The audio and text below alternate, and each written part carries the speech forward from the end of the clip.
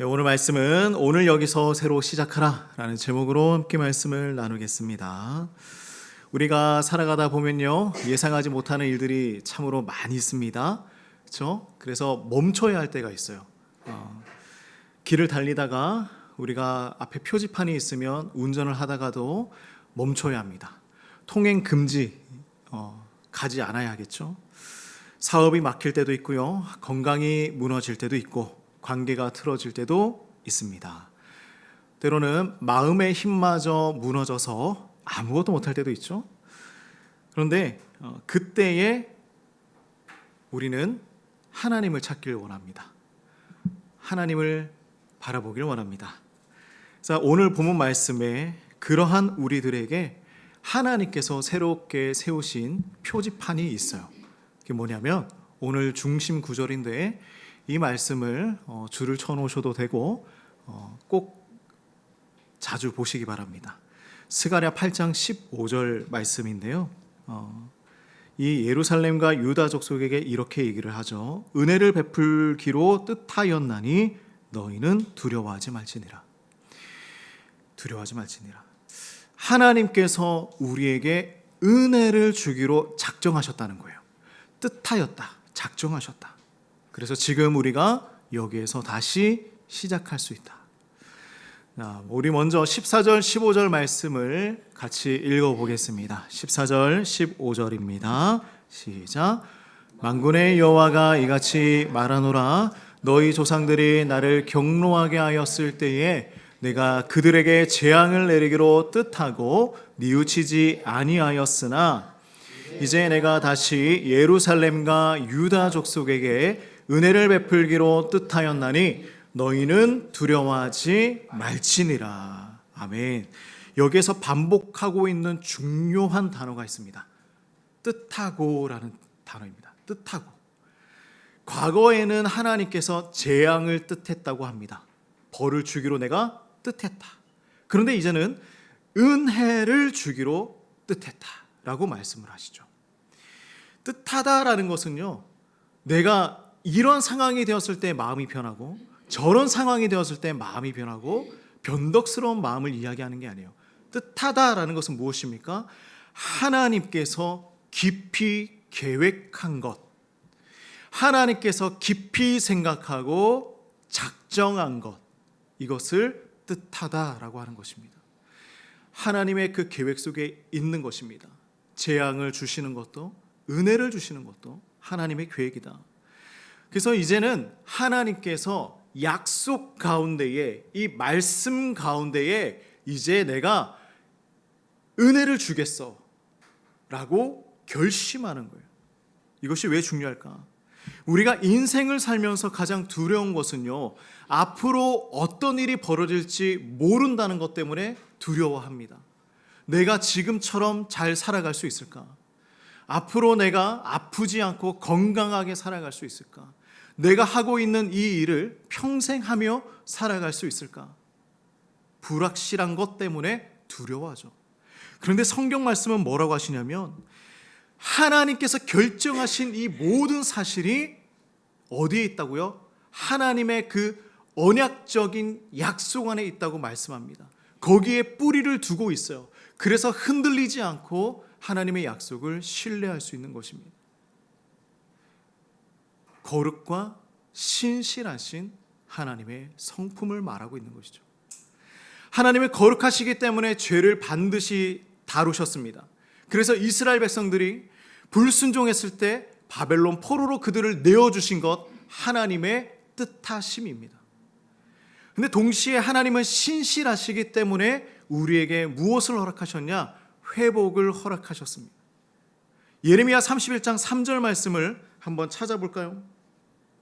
성경이 있으면 한번 찾아보시기 바랍니다. 예레미야 31장 3절인데요. 여기서 뭐라고 하시냐면, 내가 영원한 사랑으로 너를 사랑하기에 인자함으로 너를 이끌었다라고 말씀합니다. 내가 영원한 사랑, 영원한 그 계획 안에서 너를 사랑하기 때문에 그 사랑으로, 인자함으로 너를 이끌고 있다 말씀하시죠. 하나님은 그 말씀 안에서 선포하신 언약을 가지고 우리를 사랑하시는 거예요. 그러니 아무 계획 없이 감정에 따라 사랑하는 것이 아니에요. 말 잘 들으면 사랑하고 그런 것이 아닙니다. 하나님의 언약 안에서 내가 너희를 사랑하기로 결정했어. 회복시키기로 결정했어. 하나님의 선포하심이죠. 그래서 우리에게 말씀하는 거예요. 두려워하지 말아라. 두려워하지 말아라.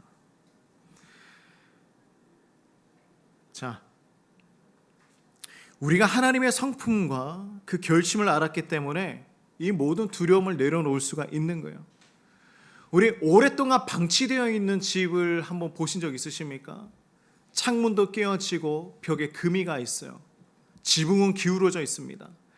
사람들은 그러한 집을 바라보았을 때 뭐라고 하냐면, 저 집은 이제 가치가 없어. 다 썩었네. 무너지겠네. 이렇게 이야기를 합니다. 근데 어느 날 그 집 앞에 현수막이 하나 붙는 거예요. 재건축 예정이라는 현수막이 붙습니다. 그러면 어떤 생각을 하느냐? 집은 여전히 낡았지만 사람들의 시선이 달라지는 거예요. 나도 저 집 하나 가지고 있었으면 좋았을 걸.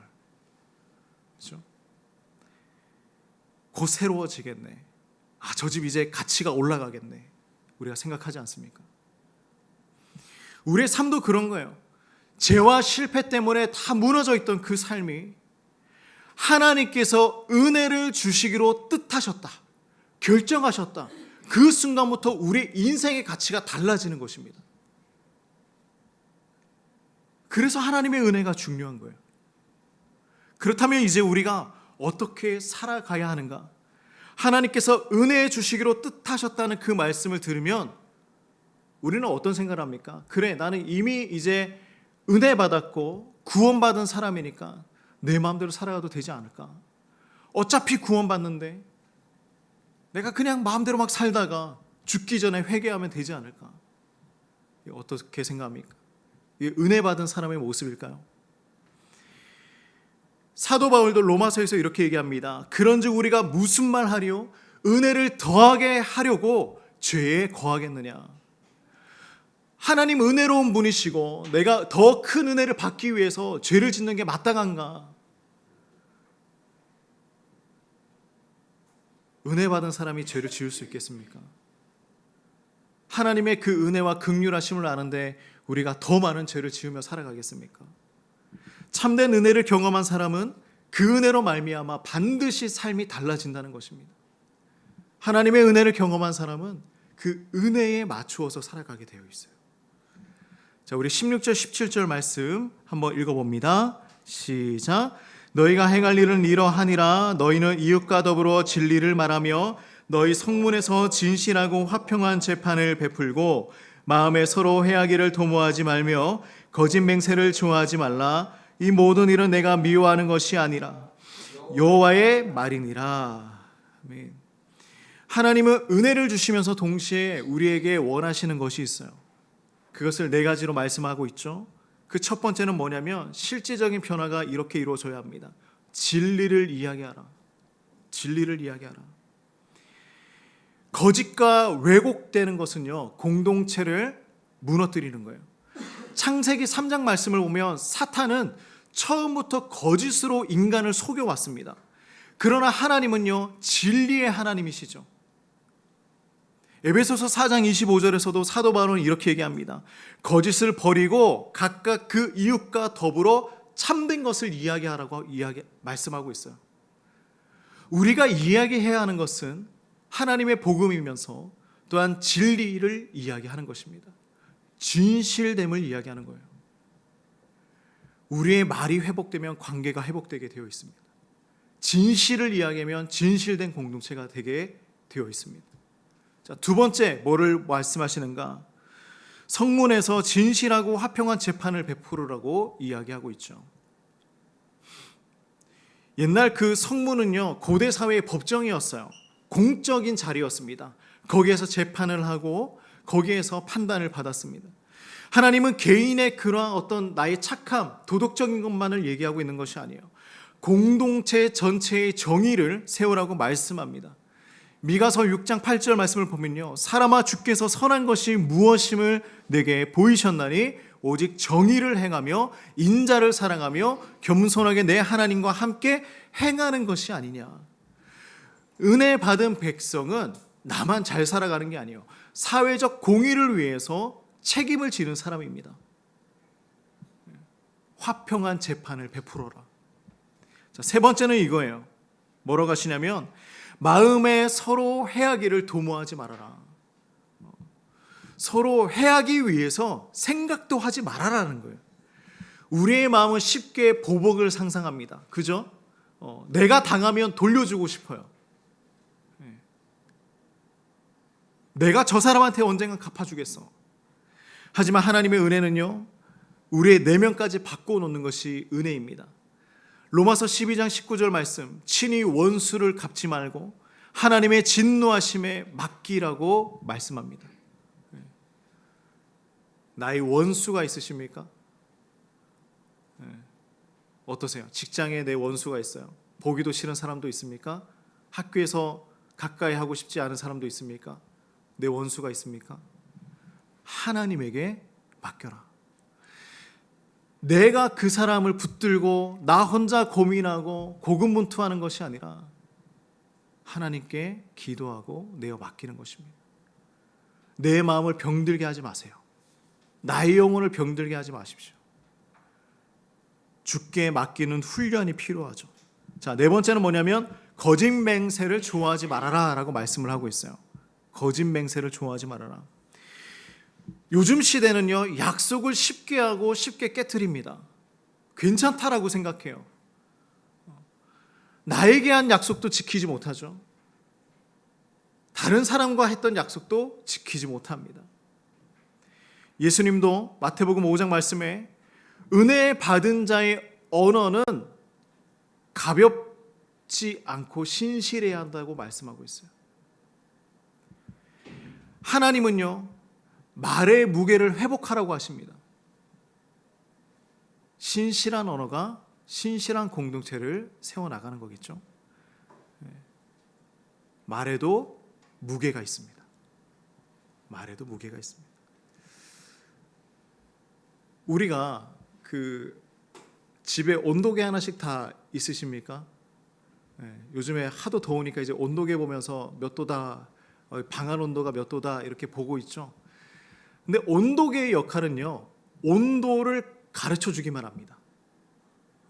그죠? 그 방의 온도를 변화시킬 수는 없어요.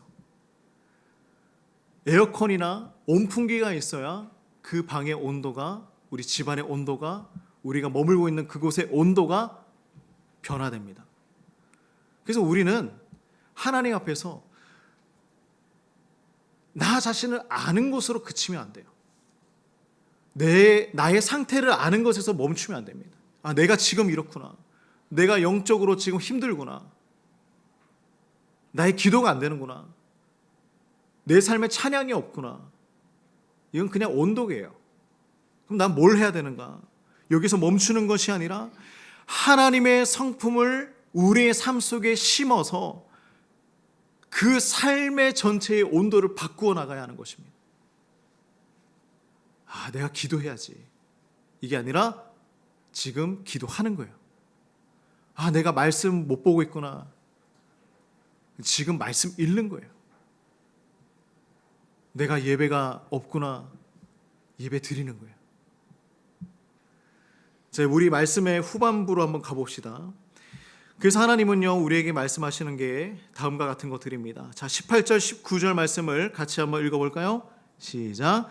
만군의 여호와의 말씀이 내게 임하여 이르시되 만군의 여호와가 이같이 말하노라. 넷째 달의 금식과 다섯째 달의 금식과 일곱째 달의 금식과 열째 달의 금식이 변하여 유다 족속에게 기쁨과 즐거움과 희락의 절기들이 되리니 오직 너희는 진리와 화평을 사랑할지니라. 아멘. 자, 금식하라는 얘기가 아니죠. 중간에 뭐라고 나옵니까? 변하여. 그 금식들이 변하여 뭘 준다고요? 기쁨과 즐거움과 희락의 절기들이 될 것이다. 이스라엘 백성들은 포로기의 아픈 사건들을 금식하면서 기억했습니다. 넷째 달에 예루살렘 성벽이 무너진 달이에요. 다섯째 달 성전이 불탄 날입니다. 일곱째 달 총독 그라다가 암살당해서 남아있던 질서마저 다 무너진 날이었습니다. 열째 달 바벨론 군대가 예루살렘을 포위하기 시작한 날이 이때예요.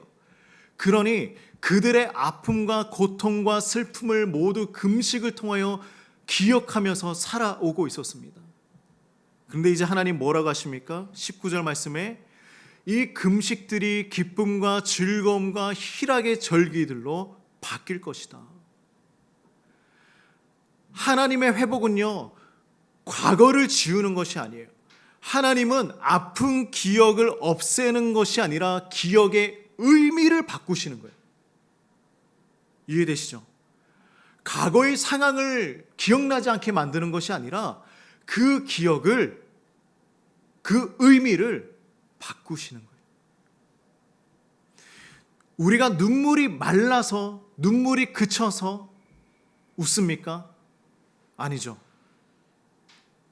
이제 눈물이 안 흐르기 때문에 우리가 막 기뻐서 웃는 거예요. 그게 아니라 눈물의 의미가 바뀌었기 때문이에요. 우리가 너무 고통스러워도 울지만 기뻐도 우는 것입니다. 과거의 실패가 상처로 남아있는 것이 아니라 이것이 우리가 시간을 지나가고 보니까 은혜의 간증으로 바뀌어 있는 거예요.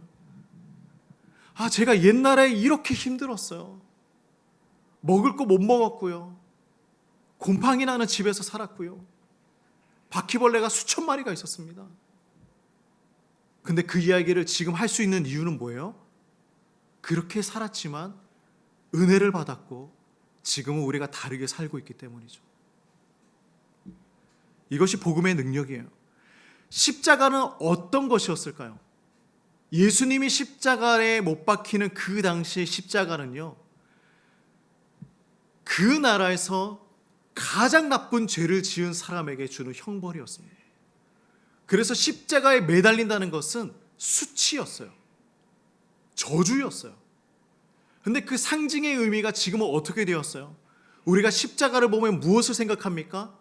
예수님의 사랑, 부활의 영광, 우리를 구원하신 그 놀라운 은혜, 그죠?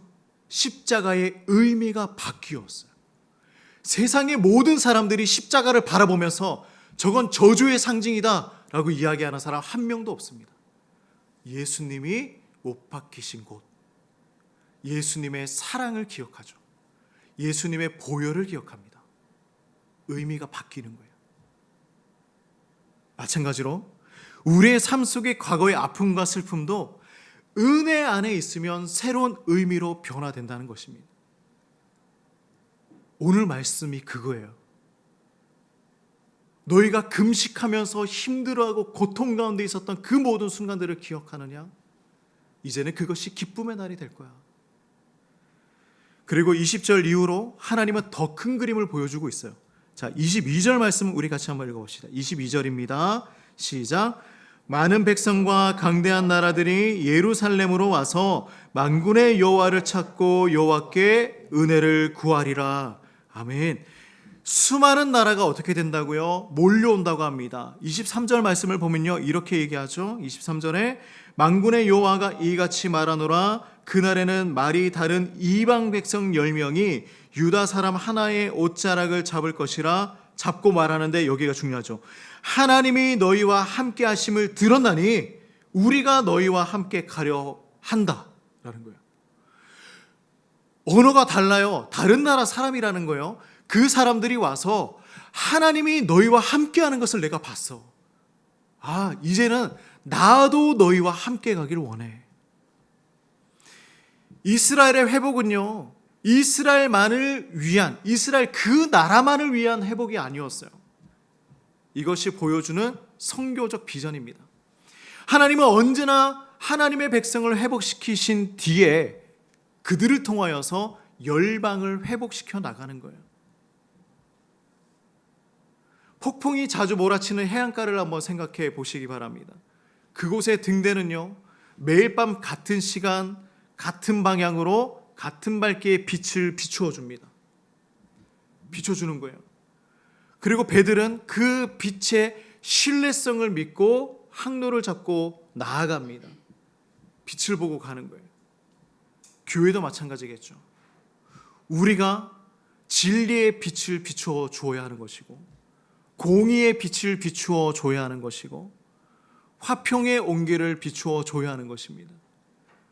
세상의 사람들이 방향을 모르는 거예요. 어디를 가야 구원을 받는지, 어디를 가야 내가 정확한 바른 길을 갈 수가 있는지를 모르는 것입니다. 그런데 그들이 이 소문을 듣고, 이 소식을 듣고 그들이 방향을 잡게 되었을 때에, 우리도 여러분과 함께 가고 싶습니다. 우리가 이런 교회가 되길 소망합니다. 우리 사랑하는 성도님들도 이러한 삶을 살아가길 소망합니다. 당신의 삶을 보니까 내가 함께하고 싶군요. 당신의 삶을 보니까 나도 교회에 나가고 싶군요. 예수님이 어떤 분이신지 궁금하군요. 이것이 은혜가 가지고 오는 능력입니다. 사랑하는 성도님들, 하나님의 은혜는 우리의 개인의 삶을 바꾸는 거예요. 그리고 공동체를 다시 세웁니다. 그리고 결국에는 열방을 움직이는 것입니다. 우리가 이러한 큰 비전을 갖길 소망합니다. 하나님의 은혜는 슬픔을 바꾸셔서 기쁨으로 만드십니다. 그래서 우리는 두려워하지 않을 수 있고 다시 일어날 수 있어요. 우리가 서 있는 이 자리에서도 여전히 아픔과 눈물이 있을 수 있습니다.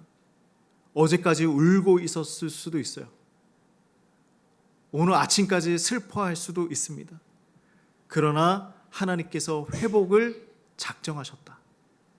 하나님께서 뜻하고 우리에게 은혜를 베푸시기로 결정하셨다.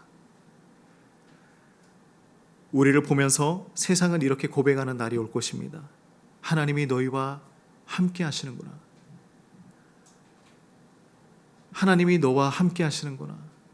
하나님이 예수로 사는 교회와 함께 하시는구나. 이것이 은혜 받은 백성의 삶이고, 이것이 바로 오늘 우리에게 주시는 하나님의 새 길입니다. 사랑하는 성도님들, 두려워하지 마시고 오늘 여기서부터 새로 시작하길 바랍니다. 하나님께서 은혜를 베푸시기로 결정하셨습니다. 그 은혜 누리는 이번 한 주 되시기를 간절히 소망합니다. 우리 함께 기도합시다.